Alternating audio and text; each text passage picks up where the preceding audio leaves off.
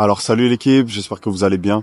Aujourd'hui on se retrouve au parc, donc je vais vous faire une petite vidéo où je vais essayer de vous donner un maximum de conseils sur le mouvement de la traction. Donc on est parti, hein, let's go.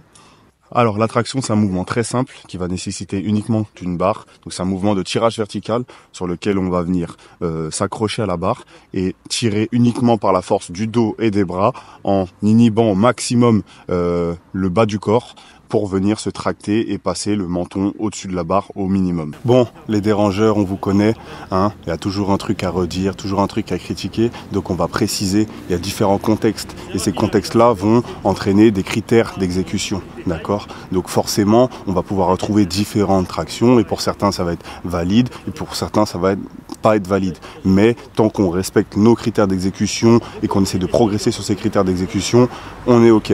Donc là, je vais vous montrer un petit peu quelles différentes tractions on peut retrouver. Allez, c'est parti. On va partir, donc on va voir d'abord la traction de compétition. Donc on va venir se pendre à la barre, relâcher les omoplates totalement, d'accord, gainer les jambes car elles ne doivent pas nous aider, et venir tout simplement passer le menton, retendre les bras, d'accord. Et on va à chaque fois venir retourner à sa position de départ, bras tendus, omoplates relâchées. Ensuite on va avoir la traction pec. Donc souvent on me dit oui, ta traction n'est pas complète parce que tu passes que le menton, en plus tu as la tête vers le ciel, mais tu viens pas jusqu'à la poitrine. Donc on a aussi la traction pec, donc où on va venir ici et tirer jusqu'à la poitrine pour venir se replacer, toujours sans aide des jambes et en tirant le plus fort possible sur une amplitude beaucoup plus grande. Ok, et ensuite on a aussi une critique qui revient assez souvent, c'est ouais, pour créer du muscle il faut de temps sous tension, tu tires trop fort, tu te relâches trop fort. Donc souvent on va retrouver différents tempos sur nos tractions. Donc il y en a qui vont être explosifs sur le concentrique et contrôler l'excentrique, il y en a d'autres qui vont contrôler tous leurs mouvements, mais tant que vous êtes capable de justifier le pourquoi du comment vous faites, ben en fait c'est ok, il n'y a pas de vraie traction et de fausse traction. Par contre, forcément, sur le mouvement de la traction, comme je vous l'ai dit avant, l'important, ça va être vraiment d'utiliser uniquement la force de son dos et de ses bras. Et bien sûr, avoir engagé son gainage pour pouvoir enchaîner tout simplement ses répétitions. Donc tant que vous respectez ça et que vous n'utilisez pas vos jambes, on est sur des tractions qui sont valides. Après, c'est des critères d'exécution et forcément, certains critères vont faire que le mouvement sera plus difficile, d'autres critères vont faire que le mouvement sera plus simple, mais ça reste des répétitions valides. Et donc ça sert à rien de venir dire un tel fait des fausses tractions, un tel fait des trucs, un tel fait des trucs. Donc pour la dernière, donc comme je vous ai dit, on peut retrouver différents tempos. Donc il y a ceux qui vont venir très rapide sur le concentrique et contrôler tout le temps l'excentrique. Et on a tous ceux qui vont contrôler leur mouvement de A à Z. Et puis ceux qui vont mettre plus d'amplitude sur le même principe, d'accord? Mais ça reste des tempos et ça change en rien le mouvement, c'est vraiment juste des critères d'exécution. Alors dans un premier temps, on va voir comment se placer. Donc à savoir qu'il y a plusieurs prises sur la traction, d'accord? On a la prise en pronation, donc prendre, donc quand on prend quelque chose, on a toujours les pouces à l'intérieur, d'accord? On a supination, donc supplier, donc quand on vient faire notre petite prière, on a les pouces sur l'extérieur, d'accord? Et puis on aura la prise marteau ou la prise neutre. Donc ensuite, votre écartement. L'écartement, souvent les gens se posent la question, est-ce que quand je débute, il faut que je trouve un écartement exact? Est-ce que je peux changer d'écartement assez régulièrement? Moi, ce que je vais vous conseiller, c'est vraiment, quand vous débutez, varier. Trouvez un peu ce qui vous convient. Rentrez dans la logique où vous savez pourquoi vous faites les choses. Quand on va écarter légèrement plus les bras, forcément on va venir engager un peu plus le dos, d'accord? Donc plus vous allez être large, entre guillemets, allez pas me faire des tractions comme ça, hein, mais plus vous allez être large, plus vous allez engager donc le dos. Et plus vous allez être serré, plus vous allez avoir de la flexion au niveau des bras, et donc forcément plus vous allez solliciter les biceps. Donc après ça va être vraiment une base où ce qu'on veut, c'est devenir plus fort. Si on veut devenir plus fort, il va falloir se renforcer un petit peu dans tout, et surtout renforcer ses points faibles et améliorer ses points forts. Donc forcément, ce qui va être intéressant lorsque vous débutez, ce sera de varier les prises, tout simplement. D'accord? Ne vous dites pas, ah, je prends une prise et... Non, ça, on le fera plus spécifiquement quand on voudra vraiment performer et donc on trouvera la prise sur laquelle on est le plus fort, sur laquelle on arrive le plus facilement à passer le menton. Mais pour le moment, lorsque vous commencez, vraiment, faites l'effort de varier les prises.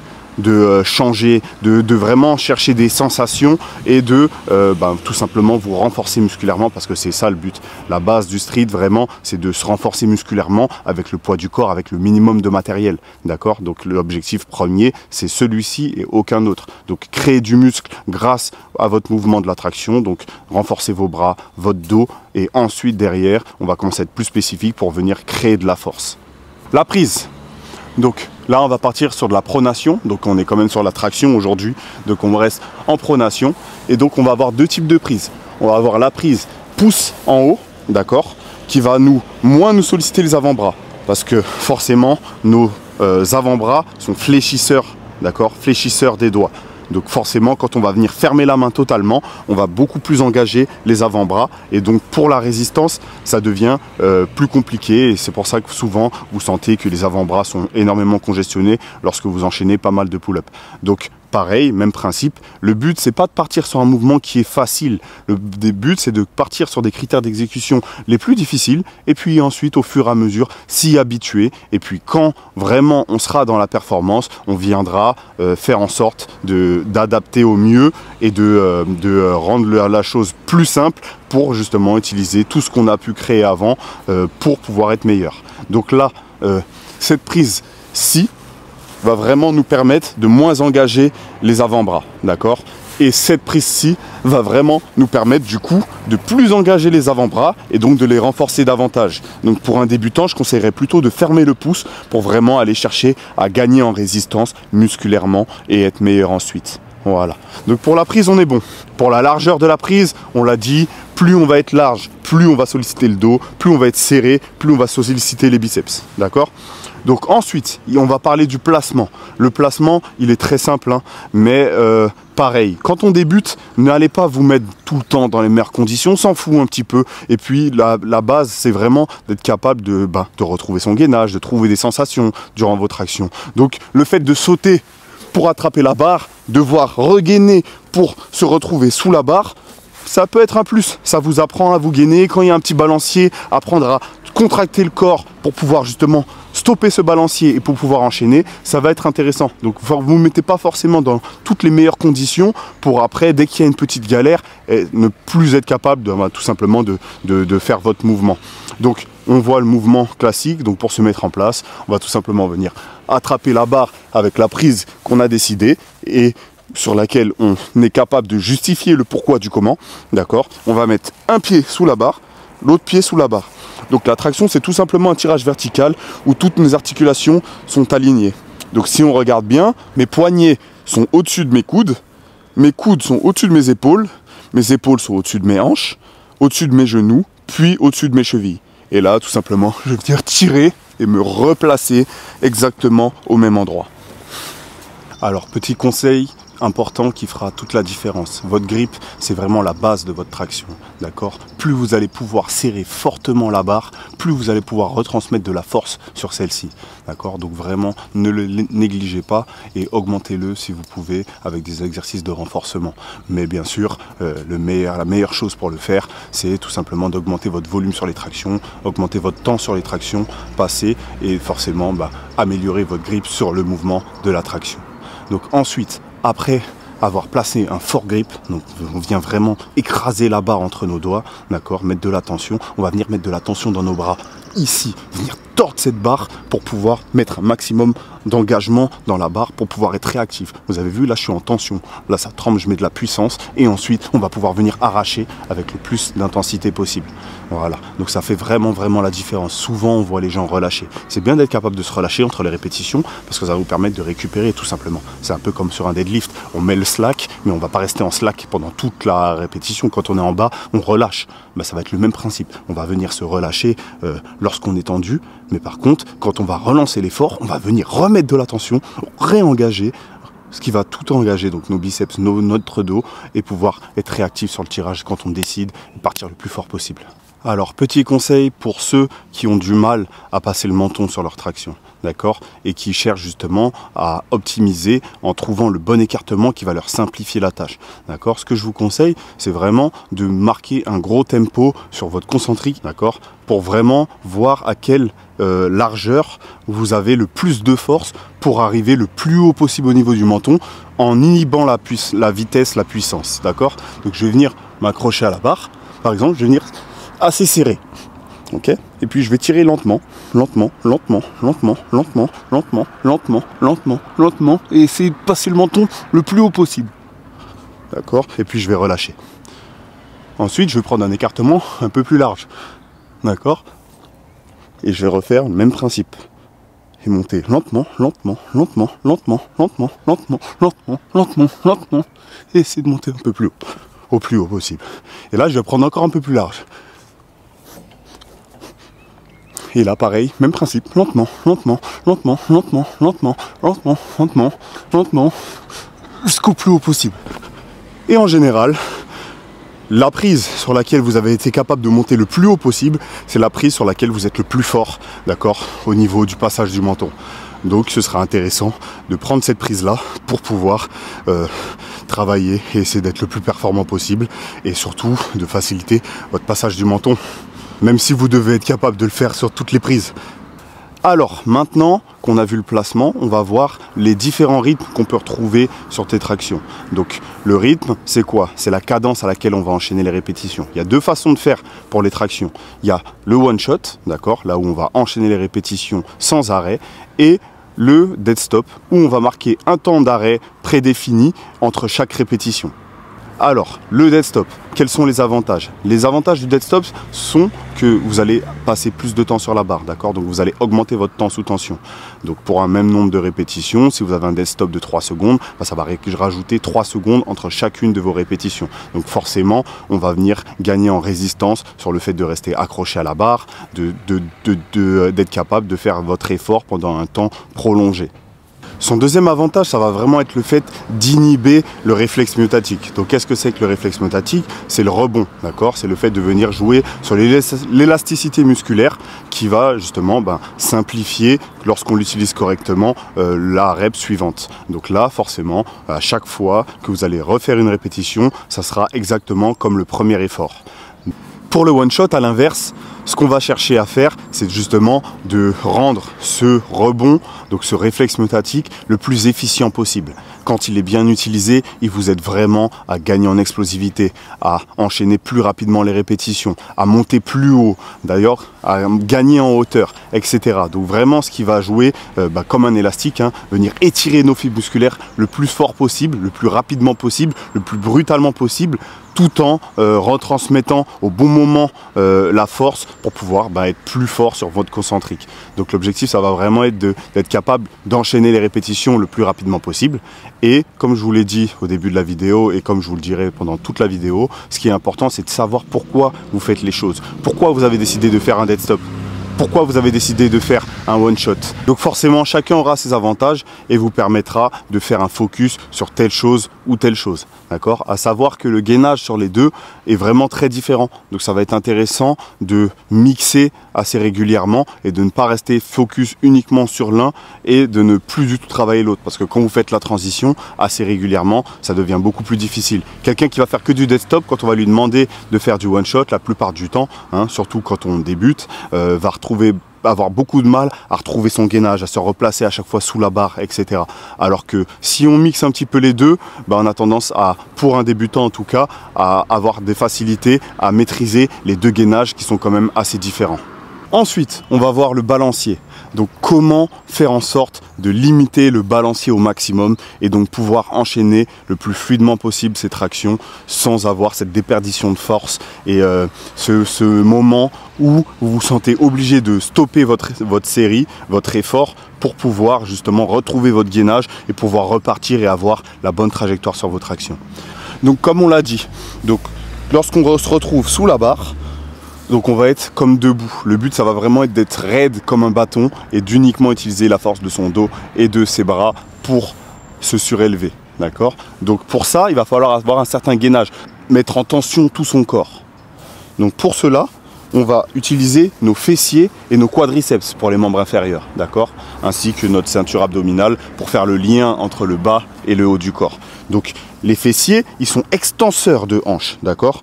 Donc ce qu'il va falloir faire, c'est contracter les fessiers totalement pour justement garder le pubis sur l'avant et garder nos hanches au-dessus des genoux, d'accord, et en dessous de nos épaules. Et ensuite, on va avoir les quadriceps qui sont extenseurs de genoux, d'accord. Donc pour garder nos chevilles en dessous de notre genou et notre genou au-dessus de nos hanches, il va falloir, pareil, contracter notre quadriceps à fond.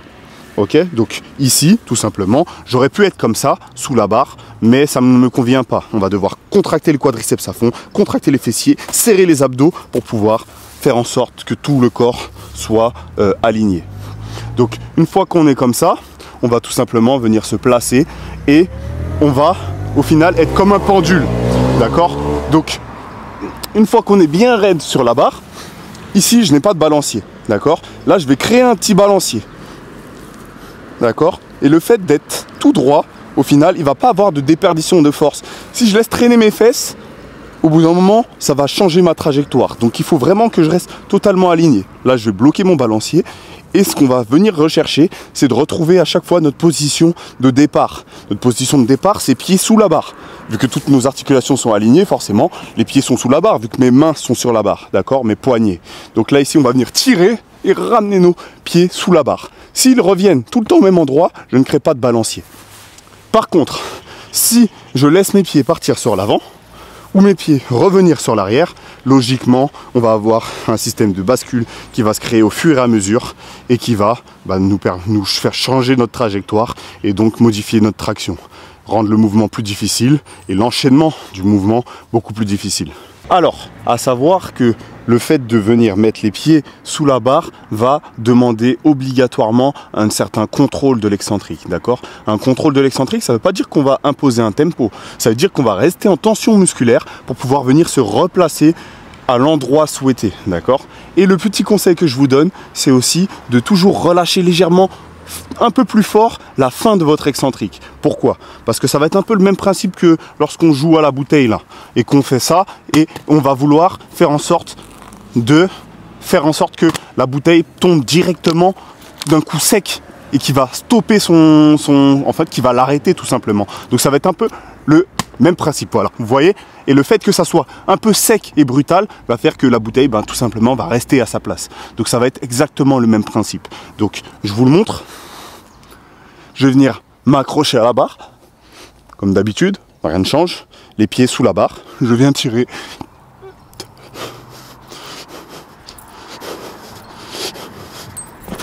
Et j'enchaîne. Ce qu'il ne va pas falloir faire, au contraire, ça va être vraiment de ne pas contrôler son excentrique, ne pas contrôler là où on va, et donc au fur et à mesure de créer un balancier. Mais lorsque on manque fortement de gainage, on va venir créer un balancier. Donc ici, je vais créer un balancier et je vais tirer lorsque mes pieds sont sur l'avant. Donc vous voyez que tout de suite, ça change ma trajectoire. Et là, je vais tirer un peu moins les pieds sur l'avant, et là, tout de suite, mes pieds reviennent plus naturellement sous la barre. Donc il va vraiment falloir au fur et à mesure être capable de tirer au bon moment pour pouvoir ralentir un petit peu cet effet. Ici à contrario, je vais faire un truc qui n'est pas du tout intuitif, d'accord, qui est de tirer lorsque les jambes sont sur l'arrière. Ce qui là aussi changera notre trajectoire et rendra le mouvement plus difficile. Alors ce message s'adresse à tous les débutants. C'est normal de galérer sur les tractions, c'est un mouvement difficile.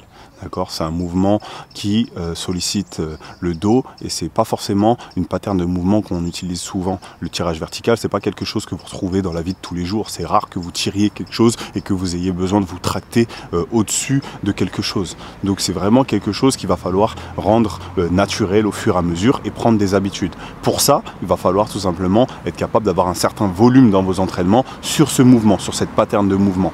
Et pour ça, il va falloir diminuer l'intensité. Comment on fait pour diminuer l'intensité quand on est au poids du corps, les gars? Soit on va rajouter un élastique, mais vas-y, on n'a pas de matos, on est des gars du street, on vient au parc, on n'a pas de matos, on se débrouille comme on peut. Il va y avoir différentes façons d'intensifier pour gagner de la force. Mais là, on veut juste diminuer l'intensité de notre action. On va tout simplement faire des séries très courtes, d'accord? Inutile de venir faire des AMRAP. Donc qu'est-ce que c'est un AMRAP? C'est le fait de faire un maximum de tours dans un circuit, faire le maximum de répétitions dans une série.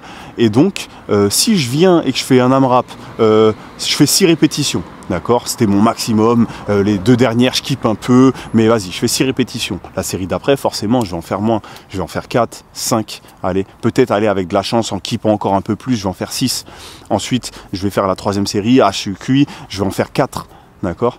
Et au final, on est sur 6 plus 4, 12 plus 4, 16. D'accord, 16 répétitions, mais vous ne pouvez pas progresser les gars et apprendre un mouvement avec 16 répétitions par séance. À la rigueur, si vous faites 5 séances dans la semaine, peut-être, et encore, d'accord, donc il va vraiment falloir augmenter votre volume. Je pense qu'un volume global qui est intéressant, qui vous permet de progresser et de faire de l'hypertrophie, ça va être à peu près 50 répétitions, d'accord. Donc l'hypertrophie, créer de la masse musculaire pour pouvoir ensuite être plus fort, d'accord, donc pouvoir se tracter plus de fois. Donc l'objectif, ça va vraiment être de ne pas faire attention aux autres et de se concentrer sur la forme d'exécution, d'accord. La forme d'exécution, forcément, rend le mouvement plus difficile, mais lui donne aussi des critères, d'accord. Donc vous allez savoir que j'ai fait une traction propre, d'accord, et puis après j'ai réussi à faire 2 tractions propres, puis 3 tractions propres.